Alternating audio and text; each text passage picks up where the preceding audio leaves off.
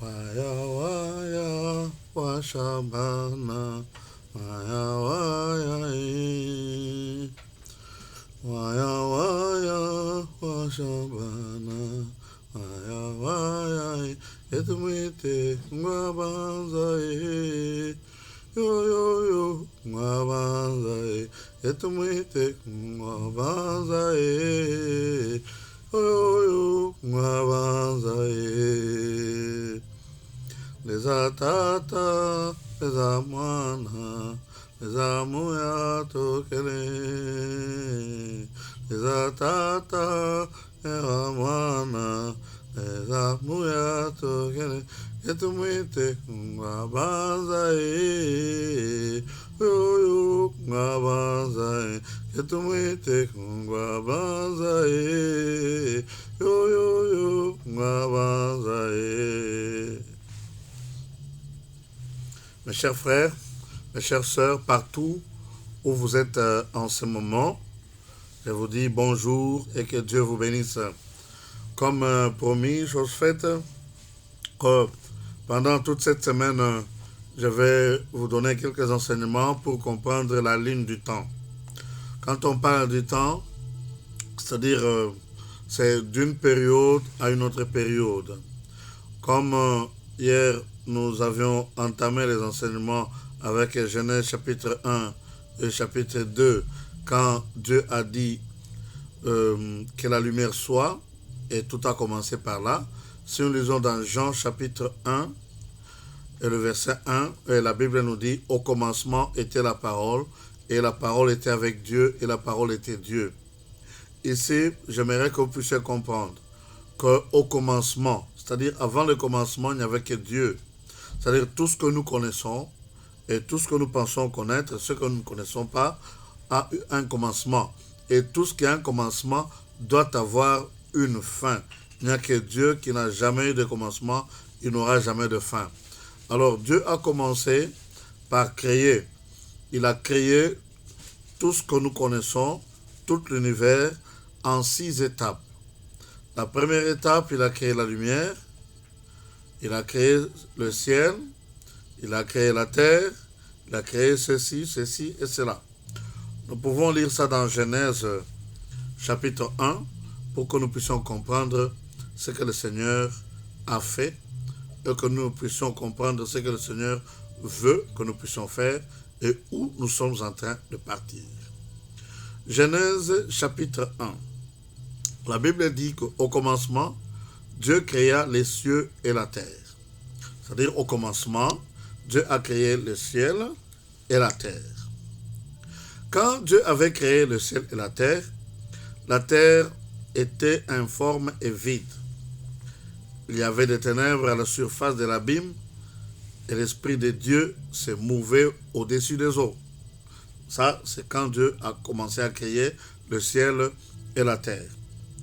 Et il a dit, pour le premier jour, la première période, quand on dit un jour, c'est-à-dire la première période, une étape. Il a dit que la lumière soit, et la lumière fut. Et Dieu vit que la lumière était bonne, et Dieu sépara la lumière d'avec les ténèbres. Quand on a créé la lumière, c'est qu'il y avait les ténèbres. Et Dieu a séparé les ténèbres d'avec la lumière. Et puis Dieu appelle la lumière jour, et les ténèbres nuit. C'est-à-dire ce que nous appelons les ténèbres, c'est que Dieu appelle la nuit. Ce que nous appelons la lumière, Dieu appelle ça jour. C'est différent de ce que nous appelons jour et nuit. Parce que nous sommes tributaires au temps et à l'espace. C'est-à-dire, tant que le soleil tourne autour de la terre, nous comptons les jours. Mais Dieu ne compte pas les jours de la même façon. Mais ici, moi je ne vous parle pas de jours comme lundi, mardi, mais moi je vous parle de jours comme période. C'est-à-dire, par exemple, le lundi, le matin vous partez au travail, à midi vous mangez, le soir vous faites autre chose, puis la nuit vous dormez. Ça fait une période. Maintenant, qu'est-ce qui s'est passé pendant cette période? C'est ça. Chacun peut démarquer sa journée d'une façon peut dire, bon, ma journée commence à 10 heures du matin. Il se réveille, sa journée commence. Une autre personne à 3 heures du matin, une autre personne à 14 heures. Ça dépend de tout un chacun de nous. Mais ici, moi, je vous parle des périodes, des jours, selon la Bible. Dieu a créé le ciel et la terre en 6 étapes. Il a créé la lumière et ainsi, ça c'était le premier jour. Parce qu'il y eut un soir, il y eut un matin. Quand on voit le soir, on voit le matin, et puis on dit un jour. Dieu dit qu'il y ait une étendue entre les eaux et qu'elle sépare les eaux d'avec les eaux. C'est-à-dire, il y avait les eaux sur lesquelles l'Esprit de Dieu planait. Alors il a séparé ces eaux, les eaux qui sont au-dessus et les eaux qui sont en bas. Il a créé une étendue au milieu de ces eaux-là. C'est-à-dire il y a des eaux en bas, il y a des eaux en haut, il y a aussi une étendue. Et Dieu fit l'étendue et il sépara les eaux qui sont au-dessous de l'étendue d'avec les eaux qui sont au-dessus de l'étendue. C'est-à-dire que quand il sépare les eaux, il y a les eaux qui sont en haut et les eaux qui sont en bas. Et comment c'est selon Dieu, il y a le haut et le bas et il y a un espace au milieu entre les eaux qui sont au-dessus et les eaux qui sont en bas. Nous allons dire entre les eaux qui sont à droite et les eaux qui sont à gauche, ou en haut ou en bas, peu importe, mais nous savons qu'il y a une étendue entre les deux sortes d'eau. Bon, maintenant, et il fut ainsi. Dieu appela l'étendue ciel. Comprenez-moi très bien, mes bien-aimés. Il y a les eaux en haut, il y a l'étendue, il y a les eaux en bas.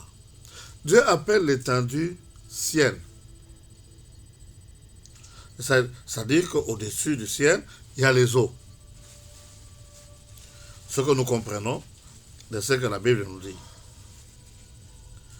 Alors, Dieu appela l'étendue ciel, ainsi il y eut un soir et il y eut un matin, ce fut le deuxième jour. Ça, c'est une deuxième étape. Il a créé ça pendant combien de jours, selon nous, nous ne savons pas, mais c'est une deuxième étape. Une deuxième période. Il faut appeler la deuxième étape, la deuxième période, le deuxième jour. Il a créé le ciel. C'est-à-dire qu'il a séparé les eaux, il a fait un espace, et cet espace, il a créé un ciel. Et puis il dit que les eaux qui sont au-dessous du ciel se rassemblent en un seul lieu et que le sec paraisse. Et ce fut ainsi. C'est-à-dire les eaux, tout le monde sait que tout vient de l'eau. L'eau, c'est la vie. Tout ce que les gens disent. Mais il faudrait comprendre que c'est Dieu qui a dit que les eaux se rassemblent en un seul lieu et qu'il y eut un espace sec qu'on appelle les continents. Et il fut ainsi. Dieu appela le sec la terre et il appela l'amas des eaux les mers. Dieu vit que cela était bon. Dieu dit que la terre produise de la verdure, de l'herbe, portant de la semence, des arbres fruitiers donnant du fruit selon leur espèce et ayant en eux leur semence sur la terre, et cela fut ainsi. Et la terre produisit de la verdure, de l'herbe portant de la semence selon son espèce, et des arbres donnant du fruit et ayant en eux leur semence selon leur espèce. Dieu vit que cela était bon. Ainsi, il y eut un soir et il y eut un matin, ce fut le troisième jour. Ça, c'est la troisième étape. Il a créé maintenant la terre et tout ce qui se trouve sur la terre, sauf les humains. Alors, Dieu dit qu'il y ait des luminaires dans l'étendue du ciel pour séparer les jours d'avec la nuit, que ce soit des signes pour marquer les époques, les jours et les années, et qu'ils servent de luminaires dans l'étendue du ciel pour éclairer la terre, et cela fut ainsi. Dieu fit les deux grands luminaires, le plus grand luminaire pour présider au jour, et le plus petit luminaire pour présider à la nuit. Il fut ainsi les étoiles. Dieu les plaça dans l'étendue du ciel pour éclairer la terre, pour présider au jour et à la nuit, et pour séparer la lumière d'avec les ténèbres. Dieu vit que cela était bon. Ainsi, il y eut un soir et il y eut un matin. Ce fut le 4e jour. Dieu dit que les eaux produisent en abondance des animaux vivants et que des oiseaux volent sur la terre vers l'étendue du ciel. Dieu créa les grands poissons et tous les animaux vivants qui se meuvent et que les eaux produisent en abondance selon leur espèce. Il créa aussi tout oiseau ailé selon son espèce. Dieu vit que cela était bon. Dieu les bénit en disant: soyez féconds, multipliez et remplissez les eaux des mers et que les oiseaux multiplient sur la terre. Ainsi il y eut un soir et il y eut un matin. Ce fut le 5e jour. Dieu dit que la terre produise des animaux vivants selon leur espèce, du bétail, des reptiles et des animaux terrestres selon leur espèce, et cela fut ainsi. Dieu fit les animaux de la terre selon leur espèce, le bétail selon leur espèce, et tous les reptiles de la terre selon leur espèce. Dieu vit que cela était bon. Puis Dieu dit: faisons l'homme à notre image, selon notre ressemblance, et qu'il domine sur les poissons de la mer, sur les oiseaux du ciel, sur le bétail, sur toute la terre et sur tous les reptiles qui rampent sur la terre. Dieu créa l'homme à son image, il le créa à l'image de Dieu, il créa l'homme et la femme. Dieu les bénit et Dieu leur dit: soyez féconds, multipliez, remplissez la terre et l'assujettissez et dominez sur les poissons de la mer, sur les oiseaux du ciel et sur tout animal qui se met sur la terre. Et Dieu dit: voici, je vous donne toute herbe portant de la semence et qui est à la surface de toute la terre, et tout arbre ayant en lui du fruit d'arbre et portant de la semence, ce sera votre nourriture. Je m'arrête un peu là-bas. Mon problème était que vous puissiez comprendre comment est-ce qu'on compte les jours. Ce sont les périodes. Dieu a créé pendant une période qui commence par un matin et qui se termine par un soir. Il crée la lumière. Parce que le soleil n'existait pas, et la lune, pour qu'on compte les jours. Parce que nous comptons les jours en voyant le soleil se lever le matin et se coucher le soir. Quand bien même on nous dit que la Terre est une globe, nous ne comprenons pas comment que le soleil se lève le matin et il se couche le soir. Alors, moi je ne suis pas là-bas, mon problème est que vous puissiez comprendre la ligne du temps. C'est-à-dire, du commencement jusqu'à la création de l'homme, Dieu a fait 6 étapes. Et ces étapes sont appelées 6 jours. Alors, après cela, dans le chapitre 2 de Genèse, Dieu dit, la Bible dit que il n'y avait pas des arbres, ni des arbres sur la terre, parce que Dieu n'avait pas encore fait pleuvoir sur la terre, et il n'y avait pas quelqu'un pour le cultiver. C'est ainsi que Dieu a fait germer les arbres, les plantes, ainsi de suite, et il y avait la rosée qui faisait ce travail-là de la pluie. Maintenant, il a créé l'homme. Parce que dans Genèse chapitre 1, l'homme, c'est la dernière créature que Dieu a créée et que Dieu a donné le pouvoir de dominer sur toutes les autres créatures. Retenez très bien. Dans Genèse chapitre 1, Dieu a créé l'homme à son image. selon sa ressemblance, c'était la dernière créature à être créée dans Genèse 1. Et cette créature devrait dominer sur toutes les autres créatures. Et Dieu a même donné une bénédiction. Soyez féconds, multipliez-vous et remplissez la terre. Voilà. Quand nous regardons la terre, nous voyons que la terre est encore vide. Il y a beaucoup d'espace sur la terre. Écoutez, même la mer, c'est toujours la terre. Quand Dieu nous demande de dominer sur toute la terre, c'est comme nous dominons le sol, le sec, nous devons aussi dominer les airs, nous devons aussi dominer les eaux. Ce sont des endroits habitables, non? Dieu nous donne l'intelligence pour créer des choses comme ça. Alors, dans Genèse chapitre 2, Dieu nous montre que l'homme a été fabriqué avant les animaux. Lorsqu'il a fabriqué l'homme, il ne l'a pas créé, parce que l'homme était déjà créé, selon la ressemblance de Dieu, Dieu qui est esprit, l'homme était aussi esprit, c'est pourquoi on dit, il souffla dans ses narines. Et le souffle, c'est ça l'esprit, le souffle. On appelle ça esprit. Comprenez-moi très bien, comprenez ce terme. On dit que Dieu est un souffle, Dieu est un esprit, Dieu c'est la vie. Les anges, ce sont des esprits. L'homme est un esprit. L'homme est un souffle. Les anges, ce sont des esprits. Les anges mauvais, nous les appelons les démons. Ce sont les esprits mauvais. Ce sont les souffles mauvais. Maintenant, il a pris le sol. Il a fabriqué un homme. Quand on dit faisons l'homme, parce qu'il avait déjà créé le ciel.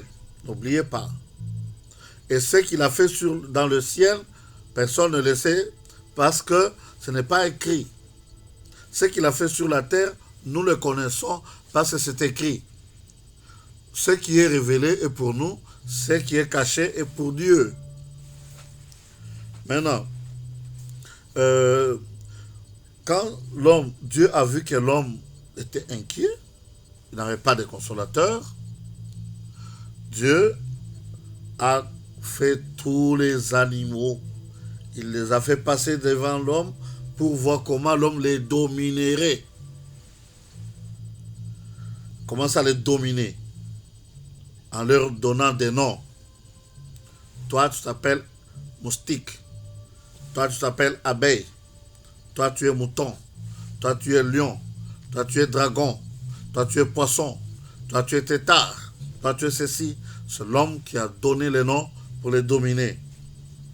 Je mets entre parenthèses, si tu portes le nom qui n'est pas le nom de ta famille, c'est ce que le propriétaire de ce nom-là domine sur toi. Comprenez-moi ces choses. C'est l'homme qui nomme ses sujets. On t'appelle, on te nomme. C'est-à-dire, celui qui te nomme, il domine sur toi. On te donne un nom, on domine sur toi. Quel pouvoir est-ce qu'il a pour te donner un nom? C'est le père ou la mère qui donne un nom aux enfants parce qu'il a le pouvoir des parents.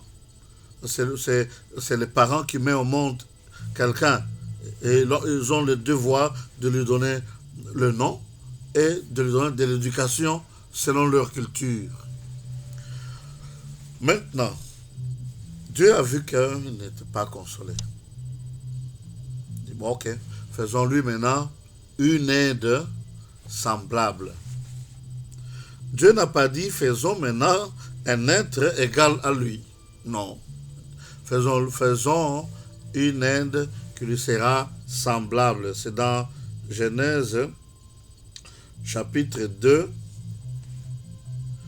je crois à partir du verset 7. L'Éternel Dieu forma l'homme de la poussière de la terre et il souffla dans ses narines un souffle de vie et l'homme devint un être vivant. Puis l'Éternel planta un jardin en Éden du côté de l'Orient et il y mit l'homme qu'il avait formé. C'est-à-dire, Dieu a planté un jardin, ou en Orient, c'est où, je ne sais pas. C'est quelque part, dans le monde invisible. Parce que l'homme était invisible comme Dieu est invisible. Maintenant, vous comprendrez plus tard. Maintenant, quand il a planté un jardin, il a mis l'homme dans le jardin. Et c'est là qu'il a formé Ève, l'être qui lui est semblable. C'est quelqu'un qui est semblable à l'homme et qui est son aide. Je vais un peu parler, j'ai parlé hier un peu sur le péché d'Adam. Je devais un peu éclaircir parce que beaucoup n'ont pas compris et ils m'ont posé des questions. Le péché que Ève et Adam ont commis, ce n'était pas ce que les gens pensent. Ce n'était pas le fait de manger un fruit, une tomate, une mangue, ou un avocat, ou quelque chose comme ça, non. Ce n'est pas le fait de manger qui était un péché. Parce que le diable est venu, il a dit à Ève. Parce que vous savez que Dieu a donné à l'homme le pouvoir de dominer sur tous les animaux. Même le serpent, il devait le dominer. Mais le serpent l'a dominé. Il dit, est-ce que Dieu vous a interdit de manger du fruit de tous les arbres du jardin? La femme dit, ah non, nous devons manger de tous les fruits, sauf le fruit qui donne la connaissance du bien et du mal. Le jour où nous en mangerons, nous mourrons à coup sûr. Il dit, oh non, c'est pas vrai. Il sait que le jour où vous mangerez ce fruit, vous connaîtrez le bien, vous connaîtrez le mal. Vous serez comme lui. Alors, elle va dire, oh, ça dit que Dieu n'est pas bon, hein? Il ne veut pas que nous soyons comme lui. C'est là où il y a le problème. C'est là maintenant que le mal commence à monter dans Ève. Hein, il ne veut pas que nous soyons comme lui. Il a accepté ce que le diable lui a dit. Et pourtant, le diable, c'est le menteur. On appelle le menteur, le diable. Le tentateur. Lui, le diable. Alors, le séducteur. Alors, il a dit non. Il a trouvé que c'était intéressant ce que le diable lui a dit. C'est comme ce qu'on nous dit par la science, ou bien à l'école, ou partout. On nous enseigne, on nous dit des bonnes choses. Des choses qui sont compréhensibles, que nous pouvons comprendre par notre intelligence, mais qui ne sont pas vraies. Quand on nous dit, par exemple, la Terre tourne autour du Soleil. La Terre fait une translation autour du Soleil avec une vitesse de 1600 km par heure. C'est-à-dire que quand un avion quitte le Canada vers l'Europe, cet avion-là fait 1000 km par heure. L'avion-là n'arrivera jamais en Europe parce que la Terre court plus vite que l'avion. C'est ce que vous devez comprendre. Nous, qu'est-ce que nous voyons?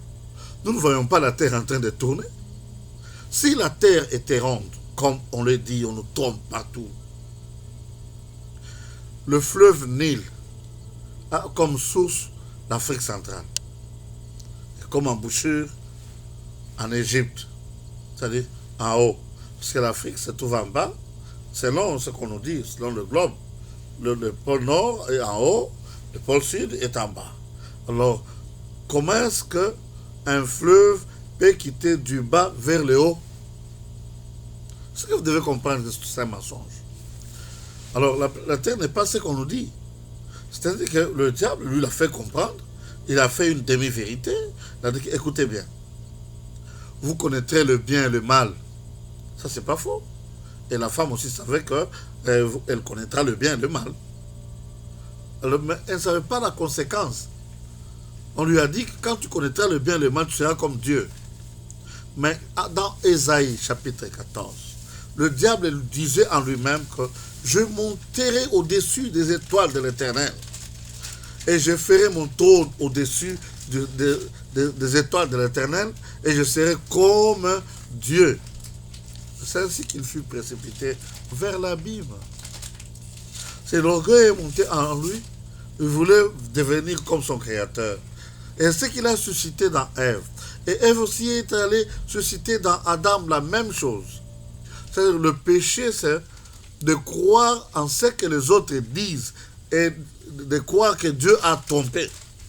Quand on nous dit, vous imposerez les mains aux malades et les malades seront guéris. Pourquoi est-ce que vous avez peur d'imposer les mains aux malades? C'est-à-dire que vous doutez que Dieu est puissant. Vous doutez que Dieu peut dire la vérité. Vous êtes affamé. Vous avez des problèmes financiers. Entrez en prière. Parce que la Bible dit, tout ce que vous demanderez à mon nom, je le ferai. C'est une vérité noir sur blanc. Très simple.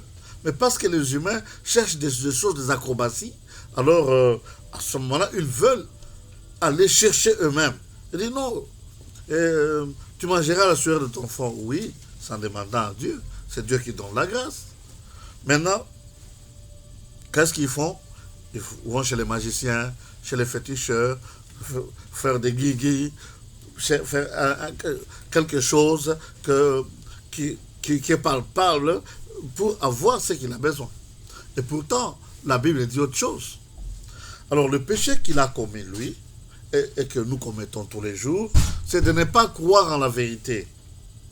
Quand Jésus-Christ a vu à Simon-Pierre, quand Simon-Pierre a vu que l'arbre que Jésus avait maudit était séché jusqu'aux racines, il s'était étonné.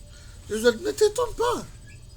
Crois en Dieu, crois en moi. Et c'est très simple de croire en Dieu et de croire en moi. Si vous acceptez que Dieu est capable de le faire, vous le verrez s'accomplir. C'est pas ce que on le dit dans le monde des ténèbres, c'est lui qui doute, il mérite. Non. C'est lui qui croit, il le verra. C'est pas l'inverse. Les gens, d'abord, ils attendent que la manne tombe du ciel pour qu'ils puissent croire que Dieu peut les nourrir. Mais c'est d'abord, tu crois que Dieu peut faire tomber de la manne du ciel pour te nourrir. Mais il ne te nourrira pas de la même façon qu'il a nourri les enfants d'Israël dans le désert. Il peut t'envoyer un ennemi, il vient et te donne la nourriture. Dieu est capable de tout. Il peut faire de toi quelqu'un qui ne mange pas pendant 10 ans. Dieu est capable de tout. Il ne faut pas minimiser ou bien limiter Dieu. Dieu est omnipotent, omniscient. Il est tout puissant. Il fait tout ce que nous pouvons lui demander au nom de Jésus. Alors c'est comme ça qu'ils ont péché et Dieu les a chassés du jardin d'Éden et c'était fini le paradis. Le paradis a commencé par la formation, la fabrication d'Adam et la période a pris fin lorsque Adam a été chassé du jardin. Écoutez-moi très bien pour comprendre le jardin, c'est quoi? C'est le paradis. Quelque chose d'extraordinaire. Dieu a mis un ange avec une épée flamboyante afin d'empêcher l'homme d'y rentrer. Parce que Dieu a donné à l'homme le pouvoir d'être Dieu sur la terre. Il est capable de rentrer. Si les humains s'unissent, ils peuvent faire des choses impossibles. Mais Dieu a mis une barrière, un ange. Ils ne peuvent pas traverser. C'est-à-dire qu'ils étaient spirituels, vivant dans un jardin spirituel, et on les a mis sur la terre, là où ils étaient tirés. Et il a dit, tu es poussière, tu retourneras à la poussière. Il a dit au serpent, tu vas commencer à te promener sur ton ventre, à ramper, et je te donne pour nourriture de la poussière. Si nous regardons le serpent pour le moment, il ne mange pas de la poussière. Non. Mais ici, on veut tout simplement dire que c'est le diable qui va commencer à tuer l'homme. Je ne suis pas là-bas, mais comprenez ces choses, c'est très important. Mais maintenant, qu'est-ce qu'il y a eu? Parce que l'homme est sur la terre. Dieu a mis l'homme dans le corps, comme une statue. La statue est devenue un être vivant, c'est-à-dire l'âme, une âme vivante. Quand on dit une âme vivante, c'est un être vivant. Comme un animal, c'est un être vivant. Mais l'animal n'a pas l'esprit. Mais nous avons l'esprit. C'est-à-dire, nous sommes un esprit dans un corps de chair. Et le corps de chair devient une âme vivante. En sorte que si on te blesse, l'esprit pleure. Si on t'insulte, l'esprit se fâche. Maintenant, quand quelqu'un meurt, on ne dit jamais c'est le corps de Ilunga. On dit jamais c'est Ilunga qui est endormi. Non. On dit c'est le corps de Ilunga. Tout le monde le sait. Mais où est Ilunga? Il est parti. Où est-ce qu'il est parti? Nous savons que quand l'homme quitte son corps, le corps redevient poussière. On peut même le brûler, le jeter. Ça ne sert plus à rien. Ça servait à celui qui était en lui. Maintenant, les démons, eux, ne peuvent pas vivre sur la terre. Ils ne peuvent pas communiquer avec la terre parce qu'ils n'ont pas un corps. Dieu n'a pas formé pour eux un corps pour communiquer avec la terre. Maintenant, nous communiquons avec la terre. Notre esprit communique avec la terre au travers les yeux. Au travers les oreilles, nous écoutons. Au travers le nez, nous sentons les odeurs. Au travers la bouche, nous parlons, les gens nous écoutent. Au travers le toucher, nous sentons le froid, les choses. Hein? C'est-à-dire l'esprit commence à faire une interaction avec les choses de ce monde. Oh, il fait très froid. Il fait très froid. L'esprit, lui, n'a pas froid. C'est le corps qui fait croire, qui fait voir à l'esprit, ici il fait froid, je vais mourir. Tu t'en vas quelque part, il fait très chaud, je vais mourir. Ici, non, ici j'ai faim, si je ne mange pas, je vais mourir. C'est le corps, c'est pas l'esprit. L'esprit n'a pas peur. Quand tu dors la nuit, tu sauras que tu étais endormi. C'est quand tu vas te réveiller le matin. Tu vas, ah, j'étais endormi. Tu ne sais même pas que tu étais endormi. Tu ne sais même pas quand est-ce que tu dors. C'est là qu'il y a un mystère. C'est la même chose avec la mort. Quand on dit la mort, c'est ça. On se sépare de son corps. On va dans le monde que nous ne voyons pas avec les yeux. C'est-à-dire, pour vivre dans ce monde-là, il ne faut pas avoir ce corps. Dans ce monde-là, il y a des démons. Dans ce monde-là, il y a des anges. Maintenant, sur cette terre, dans le monde invisible, il y a ce qu'on appelle le paradis. Il y a aussi ce qu'on appelle le royaume des diables. C'est pourquoi quand tu vois la nuit, il y a une grande guerre. Sachez qu'il y a la guerre. Cette guerre-là va se concrétiser sur les humains. Ce sont les démons qui combattent là-bas et les conséquences, c'est nous. Quand Daniel, l'ange lui est apparu, il lui a dit, le premier jour que tu as commencé à prier, Dieu m'a envoyé. Mais le roi des Perses m'a résisté. Parce qu'il dit, voici le roi des Perses vient. Parce qu'après, le deuxième roi, c'était le roi des Perses, Médo-Perses, qui venait pour dominer le monde.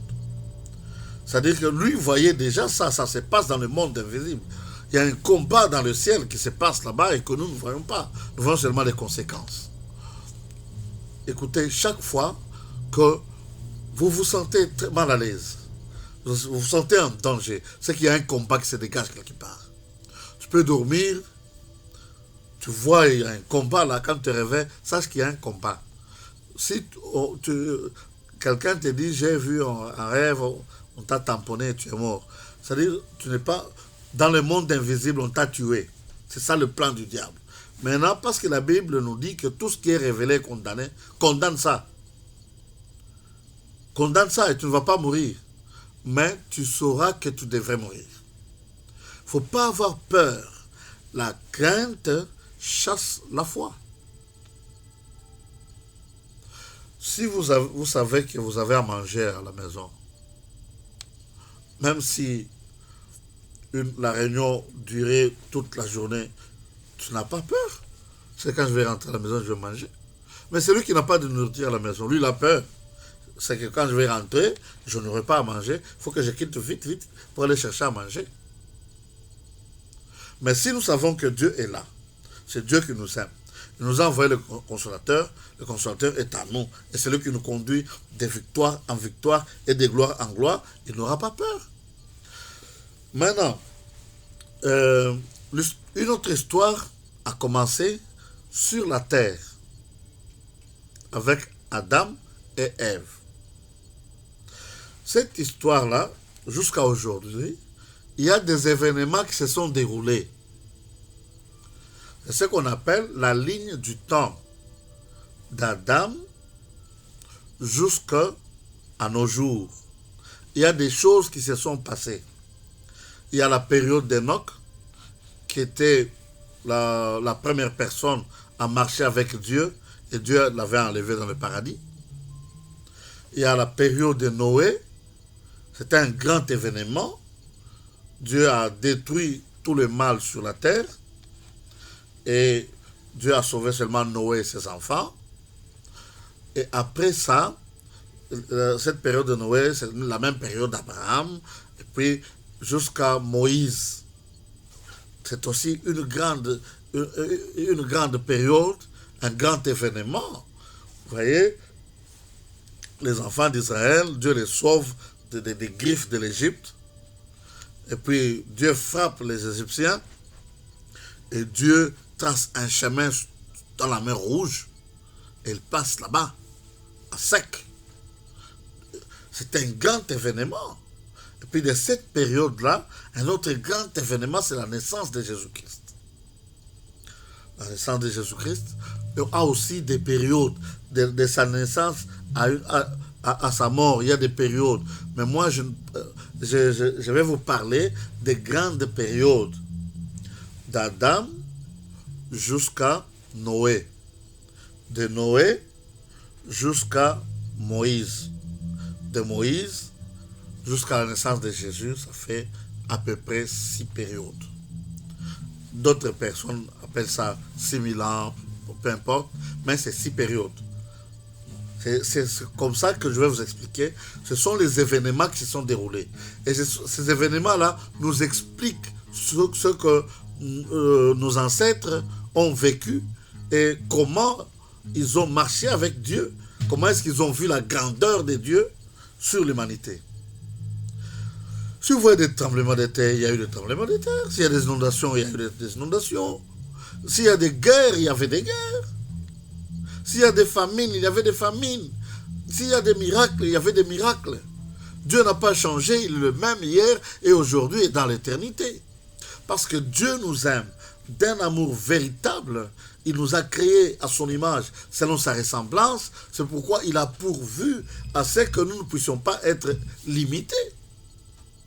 Et que notre temps soit illimité. Parce que nous sommes limités. Nous avons une naissance et une mort et c'est fini pour nous. Mais Dieu veut que nous puissions aller au-delà. Nous soyons comme lui. C'est ça que je vais vous expliquer. C'est très important. Alors aujourd'hui, je m'arrête un peu là. Écoutez, il y avait un culte. Quand Abel et Caïn ont été nés, la Bible nous dit que nous ne savons pas combien de jours s'étaient écoulés. Parce que quand quelqu'un arrive à comprendre qu'il faudrait parler avec Dieu, qu'il faudrait faire des offrandes à Dieu, c'est qu'il a grandi. Quel âge, je ne sais pas. Mais pendant ce temps-là, Adam et Ève mettaient au monde des enfants. Dieu nous parle seulement de Caïn et d'Abel parce qu'ils ont fait quelque chose que nous devons comprendre. C'était déjà des royaumes. Caïn et Abel, c'était des royaumes. Alors, Abel a fait une offrande, Caïn aussi a fait une offrande. Abel a eu une inspiration qu'il fallait faire une offrande. Mais Caïn a imité son frère Abel, il a fait une offrande. Maintenant, quand Dieu a fait avait un regard favorable à Abel, Caïn fut jaloux. C'est-à-dire qu'auparavant, Dieu parlait aux humains. Et c'était clair. Et pourquoi est-ce qu'il a su que l'autre, Dieu a regardé d'un regard favorable? C'est parce qu'il a su que Dieu a vu. Et même Dieu lui a dit, si tu agis bien, tu relèveras ta tête. Mais si tu n'agis pas bien, le mal frappe à ta porte et il dominera sur toi. C'est ainsi que la jalousie est entrée en lui, il voulait devenir grand, alors il est allé tuer son frère. Parce qu'il a tué son frère, ses frères à lui devrait aussi le tuer, se venger. C'est pourquoi Dieu a mis un signe sur lui. Celui qui va venger sera aussi vengé. Alors maintenant, je ne suis pas là-bas. Ça, c'était le début de l'établissement, du rétablissement du contact de l'homme avec Dieu. Parce que l'homme avait rompu au jardin d'Éden. Il croyait que c'est le serpent qui était la vérité. Alors ils s'étaient rompus avec Dieu. Dieu les a chassés. Maintenant, arrivé sur la terre, ils devraient cultiver la terre avec sueur. Maintenant, et mettre au monde avec douleur. Adam a fait 900 ans. Vous savez combien d'enfants il a mis au monde? Parce que c'est maintenant que nous avons peur de mettre 9 enfants, 10 enfants. Le minimum, c'est 12. Il faut mettre même 20 enfants. C'est possible. Parce que vous avez peur, ce que vous craignez, ça vous arrive. Oh non, et la famine, et la conjoncture actuelle, oui. Mettez au moins 3 enfants, vous allez voir comment vous allez souffrir. C'est pas si vous avez peur de ça. Si vous n'avez pas peur de ça, que vous croyez seulement en Dieu, et vous faites ce que Dieu veut que vous puissiez accomplir sur cette terre, c'est la mission que Dieu vous a confiée, et vous allez voir la bénédiction de Dieu sur vous. Dieu parle à tout le monde, que personne ne vous trompe. Dieu parle à tout le monde. Il a même parlé à Balaam. Balaam n'était pas un enfant d'Israël, mais il dit, l'œil qui voit loin. Quand il maudit, Dieu accomplit. Quand il bénit, Dieu accomplit. C'est-à-dire que même ceux-là qui ne connaissent pas Dieu, ils ont leur conscience. Dieu est dans leur conscience. Ils suivent la voie de leur conscience. Si ta propre conscience te condamne et que tu fais ce que ta conscience te demande de ne pas faire, toi-même tu es déjà condamné. Il ne faut pas attendre le jugement dernier. Hein? Ta porte est ouverte pour aller de l'autre côté. Pour aller au ciel, la porte est ouverte. Quand quelqu'un te fait du mal, tu le pardonnes. Quelqu'un est affamé, tu lui donnes à manger. Tu ne fais pas de discrimination entre 2 ou 3 personnes ou des groupes de gens. Mais non, il est de ma tribu, il est de ma race. Non, nous tous, nous sommes la race humaine. Il n'y a pas de blancs et de noirs, non. J'ai jamais vu quelqu'un qui est noir, non. J'ai jamais vu quelqu'un qui est blanc, non. C'est impossible. Nous sommes la race humaine. La race humaine, c'est-à-dire homme et femme. La femme, qui est une est semblable. C'est-à-dire, la femme est semblable à l'homme. Mais la femme est aide de l'homme. C'est ça que la Bible dit. Nous croyons en ça et nous sommes très joyeux. Et nous bénissons Dieu, nous louons jour et nuit. Et puis, ça, c'est le culte a commencé comme ça. Et les gens ont abandonné le culte. Dieu les a abandonnés. C'est fut maintenant le temps où il y a des fils d'Anak. Le mal a battu son plein. Et Dieu a effacé l'humain sur la terre. Il a laissé seulement Noé et ses enfants. Parce qu'ils ont la sémence de leurs parents. Le péché a continué. Je vais vous expliquer ces choses demain. Que Dieu vous bénisse. Merci et à la prochaine.